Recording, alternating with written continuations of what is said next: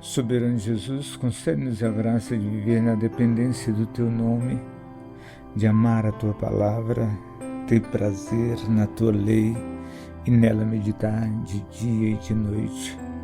Amém e amém.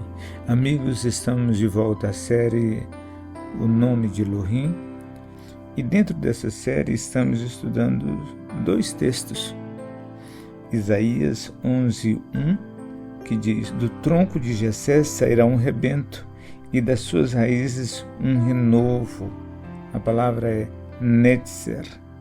Um renovo frutificará, vai brotar da raiz. E Mateus capítulo 22, versículo 23, que diz o seguinte: e veio habitar em Nazaré, para que se cumprisse o que fora dito pelos profetas, ele será chamado Natsuriano.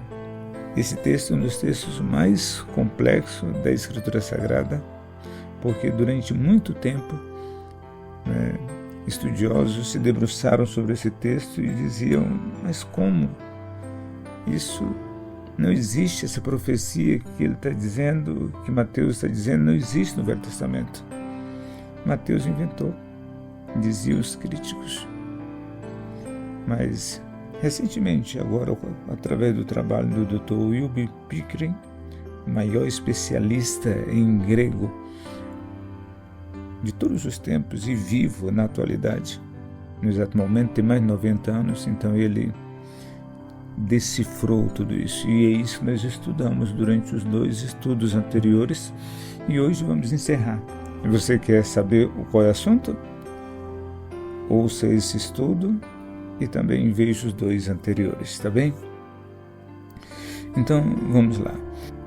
O que iremos aprender com esse estudo? Iremos aprender por que Mateus nunca foi um erro e por que pareceu ser um erro por quase 2000 anos.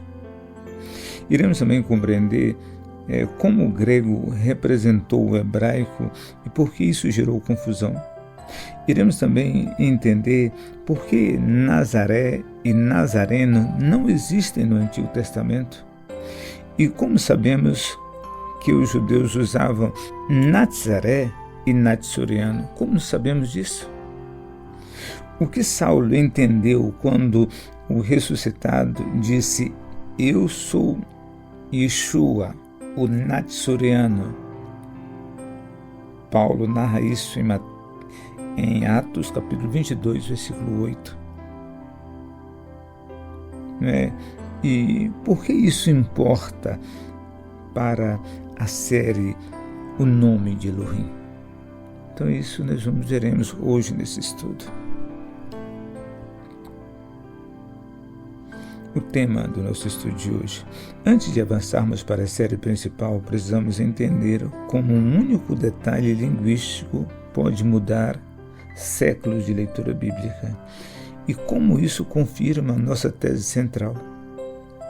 Qual é a nossa tese central? É que cada palavra importa, porque Elohim inspirou palavras, não apenas ideias. E nesse estudo de hoje, nós veremos uma série de perguntas e respostas, na realidade 10, que amarra tudo e prepara o terreno para os próximos estudos. A título de introdução, a verdade é simples: Mateus sempre esteve certo. A profecia sempre existiu. O problema nunca foi o texto grego, foi a transmissão humana. Mas compreender isso exige perguntas sinceras, as mesmas que teólogos, tradutores e leitores perguntaram há séculos. Por isso, vamos fazer perguntas, 10 perguntas que precisam ser respondidas para você enxergar o Natsuriano com clareza absoluta. Amém? Primeira pergunta: Mateus escreveu seu evangelho em hebraico? Provavelmente não, é quase certeza que não. O Dr. Wilby Pickering afirma com acerto: não há manuscritos em hebraico de Mateus, nenhum. Nenhuma linha, nada. Então, como explicar Mateus 2:23? Porque a explicação é que Mateus pensava como hebreu, citava como hebreu, compreendia as profecias como hebreu e viveu em um ambiente linguístico judeu. Ele escreveu em grego, mas pensando como judeu e com a profecia hebraica em mente. Isso explica o fenômeno. O texto grego é original. A mente hebraica é a matriz. E por isso ele usa natsoriano com base em Netzer. Segunda pergunta. Mas se o texto é grego, por que houve retorno ao hebraico? Resposta.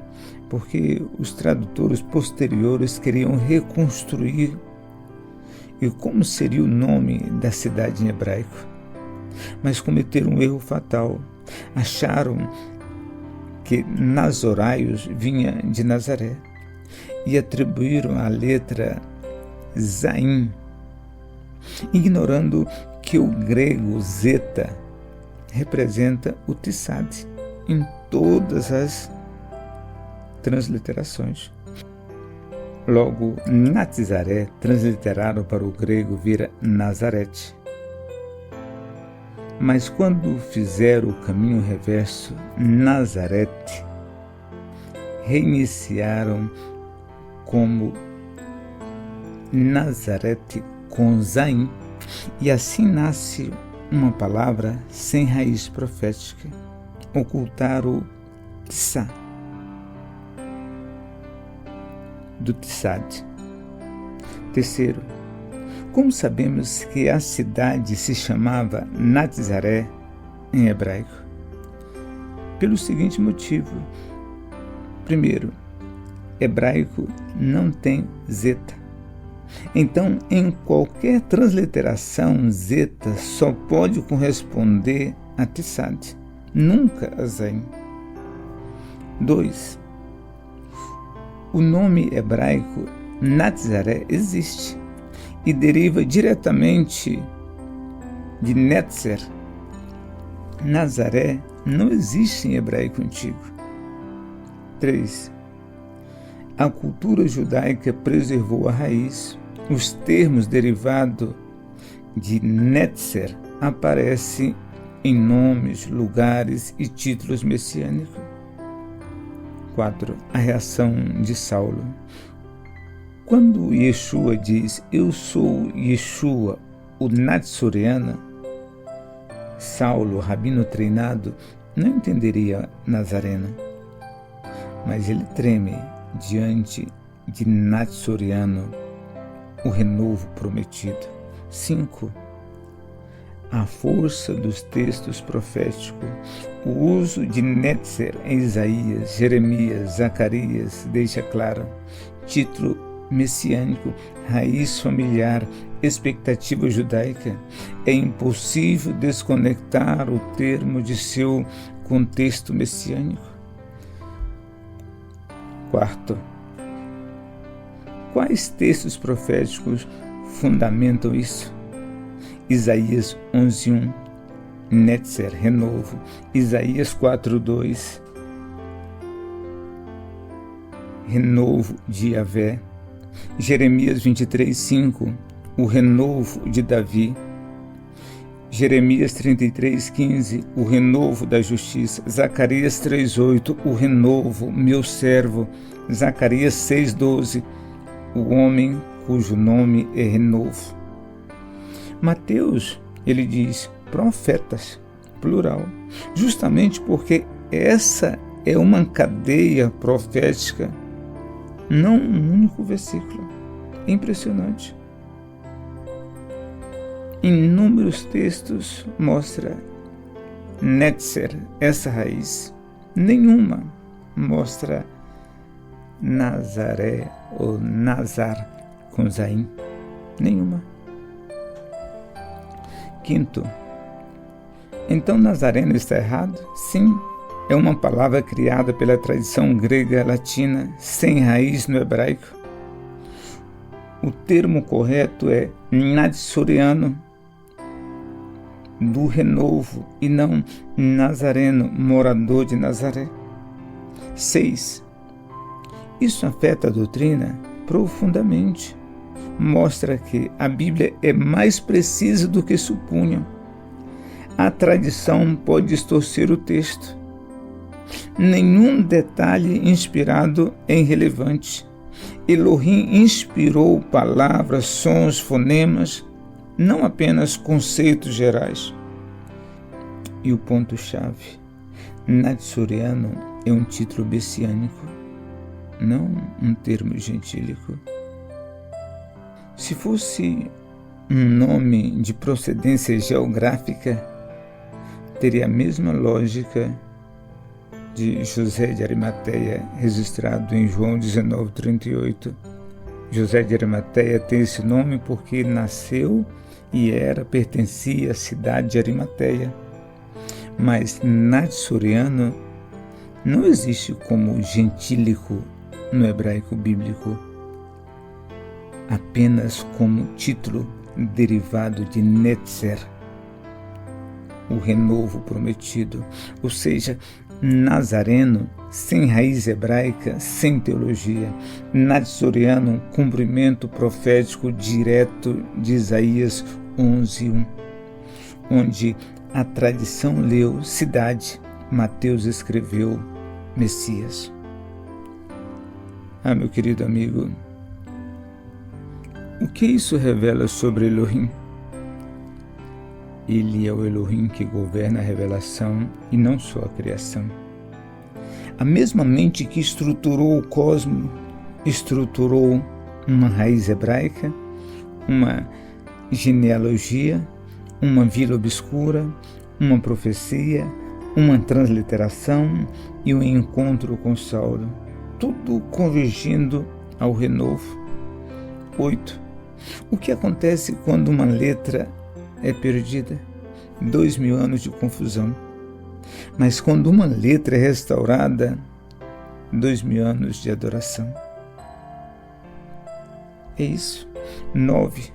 Saulo entendeu imediatamente. Sim, claro, renovo é categoria messiânica e o renovo estava diante dele. Por isso Saulo de Tarso cai, por isso ele treme, por isso ele entende. Estava claro para ele.